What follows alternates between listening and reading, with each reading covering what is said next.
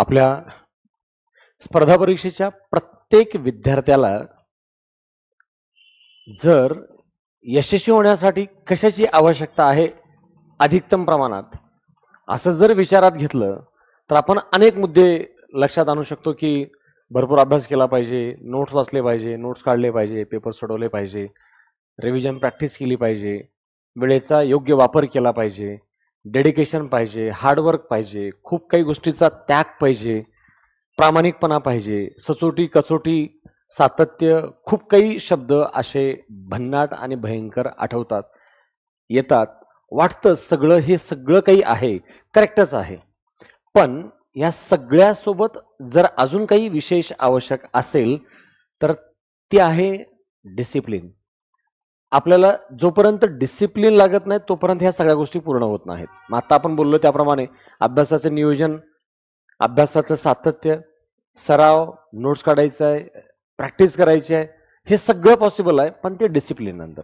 पण डिसिप्लिन हा शब्द पण ऐकायला बघायला खूप भयंकर आणि भारी वाटतो की हां येस एक्झॅक्टली डिसिप्लिन असलं पाहिजे. पण डिसिप्लिनला पण डिसिप्लिन लागतो, कारण त्याची पण सुरुवात करण्यासाठी पण आपल्या मनामध्ये बुद्धीमध्ये थोडं कुठेतरी डिसिप्लिनची सुरुवात व्हावी लागते, तर ते प्रॅक्टिकलमध्ये अंमलात येणं पॉसिबल होतंय.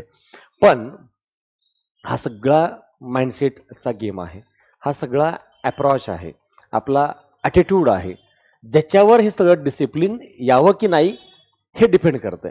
आणि म्हणून आपण आपल्या दररोजच्या दैनंदिन तयारीमध्ये आपल्या प्रिपरेशनचा एक भाग म्हणून आपण सगळेजण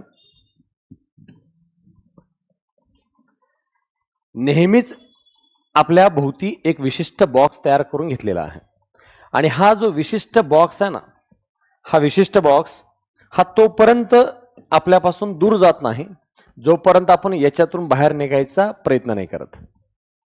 जे चाललंय ते बरं चाललंय, काहीतरी करू असं वाटतंय पण ते होत नाही. मग मला जास्त वेळ बसायचं आहे पण बसावं वाटत नाही, मला जास्त हार्डवर्क करायचं आहे पण माझी हेल्थ साथ देत नाही, माझी परिस्थिती साथ देत नाही, माझ्याकडे तुम्हाला काय माहिती आहे एवढे एवढे भयंकर प्रॉब्लेम आहेत.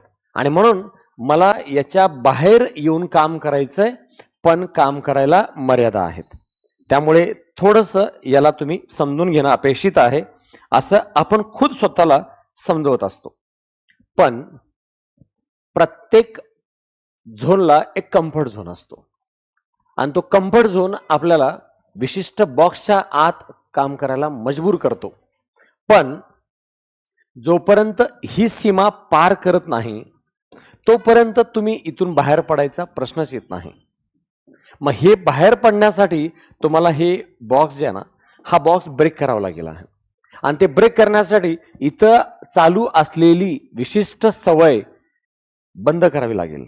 आणि हे विशिष्ट सवया बदलण्यासाठी किंवा बंद करण्यासाठी धड मन एका रात्रीतून सगळं चेंज उद्यापासून बघाच असं पण पॉसिबल नाही. अगोदर एक गोष्ट चेंज करा, सकाळी 6ला 5ला उठायला सुरुवात करा. दुसरी गोष्ट आज एक विषय ठरवून अभ्यास करा. तिसरी गोष्ट आज एक ठरवून पेपर सोडून बघा. चौथी गोष्ट परवाला एक पेपर संबंधित एक विषयाचं रिव्हिजन करून बघा. असं 5-6 दिवसात एक एक गोष्टी बदलून बघा. 8-10 दिवसामध्ये सगळ्या गोष्टी बदललेल्या असतील. हे एक कन्सिस्टन्सी आहे आणि तीच आपल्याला डिसिप्लिनमध्ये कन्व्हर्ट करायला मदत ठरते.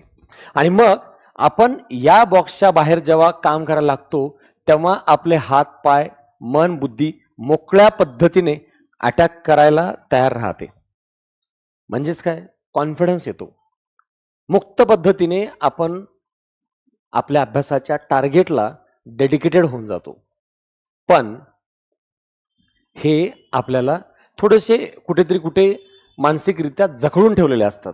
नाही मला एवढी झोप झाली तरच मला अभ्यास करायला बरं वाटतंय, नाही मला थोडंसं फायनान्शियल प्रॉब्लेम सॉल्व्ह झाल्याशिवाय मला अभ्यास करावा असं वाटत नाही, नाही माझ्या घरी एवढे एवढे प्रॉब्लेम्स आहेत, माझी परिस्थिती प्रॉब्लेम आहेत, माझ्या मित्रांसोबतचे प्रॉब्लेम, माझ्या रूममेटचे प्रॉब्लेम्स आहेत, माझ्या फायनान्शियल पासून फॅमिली पासूनचे दुनियाभरचे प्रॉब्लेम्स आहेत. ते प्रॉब्लेम्स तोपर्यंत चालू आहेत जोपर्यंत त्याला भाव द्याल. जेव्हा जेव्हा एक एक प्रॉब्लेमला इग्नोर कराल आणि या प्रॉब्लेम मधून बाहेर पडण्यासाठी ह्याला थोडंसं दुर्लक्षित कराल, ह्याला थोडंसं हलका फुलका वेळ द्याल, ह्याला थोडंसं बाजूला ठेवाल, तर इथून इथं पळवताल. इथं पोहोचणे म्हणजे आपल्या पूर्व परीक्षेचा पहिला टप्पा आहे. आणि या पूर्व परीक्षेच्या नंतर हा ॲन अवरेज मुख्य परीक्षेच्या फॉर्म भरण्यापर्यंतचा टाइम आहे. आणि त्यानंतर इथून खरं कॉम्पिटिशन सुरू होतं, ते फायनल पोस्ट मिळवण्यासाठी. हे पूर्णपणे मुख्य परीक्षेचं मैदान आहे. आणि मला आत्तापासून अभ्यास करताना माझ्या अभ्यासाच्या डिसिप्लिनमध्ये हे टप्प्यालाच मी दम खायला आलेला आहे. इथंच मला झेपतंय की नाही असं मला वाटायला लागलेलं आहे. आणि कशामुळे आपली 80% एनर्जी इथंच वाया जाताना दिसते आणि आपल्याला पोहोचायचं आहे इथंपर्यंत आहे. तर नको त्या अनावश्यक गोष्टीतून लवकरात लवकर बाहेर पडणे आणि आपल्या मजबूत टार्गेटला टाइम द्यायला सुरुवात करणे हेच डिसिप्लिन आहे. एक्झॅक्ट डिसिप्लिन सुरू होत नसेल तर एक्झॅक्ट काहीतरी सुरुवात करा. आणि काहीतरी सुरू करणं आपल्या लक्ष्याला समोर ठेवून हेच खरं डिसिप्लिन आहे. पण काहीतरी करायचा विचार करणे पण काही न करणे हे सर्वात महापाप आहे. आणि काहीच विचार पण न करणे दुर्दैवी आहे. विचार करा आणि काहीतरी सुरुवात करा आणि मग जे पाहिजे त्याच्यासाठी सुरुवात करा. पण आज आणि आत्तापासूनच सुरुवात करा. या उद्देशानेच काहीतरी सुरुवात व्हावी किंवा होत नसेल तर करायला लावावं. आणि करायला लावून सुद्धा करत नसेल तर मग डायरेक्ट करून घ्यायला सुरुवात करावी. या उद्देशानं आपण हा मेंटरशिप पॉलिटी आणि मेंटरशिप इकॉनॉमी सुरुवात केलेला आहे. हे मेंटरशिप म्हणजे फक्त गायडन्स वगैरे नाही आहे. याच्यामध्ये डायरेक्ट 45 टॉपिक पॉलिटीचे आणि 41 टॉपिक इकॉनॉमीचे या टॉपिकचं दररोज अभ्यास नियोजन दिलं जाणार आहे. आणि त्याच्यावर नेक्स्ट डेला टेस्टही असणार आहे. आणि आत्ता टॉपिकनुसार टेस्ट असणार आहेत. 1 महिन्यानंतर त्याच्या संपूर्ण सिलेबसवरच्या आधारित हे टेस्ट असणार आहेत.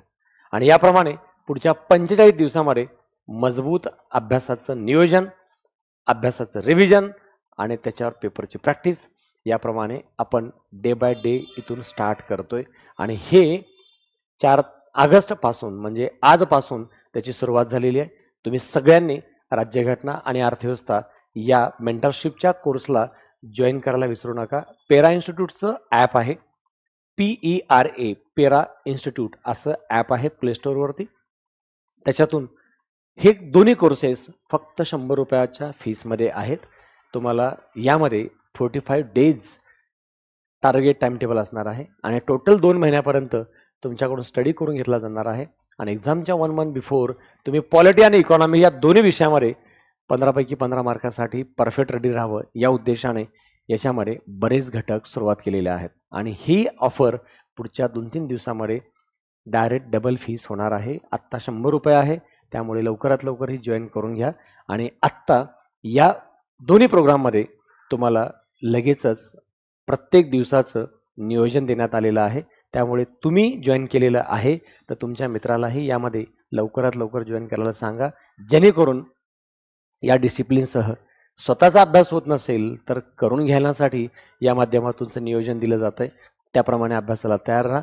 लवकरच या दोन्ही विषयामध्ये आपण मॅक्झिमम मार्क घेण्याचा प्रयत्न या बॅचच्या माध्यमातून करूयात. All the best. थँक्यू.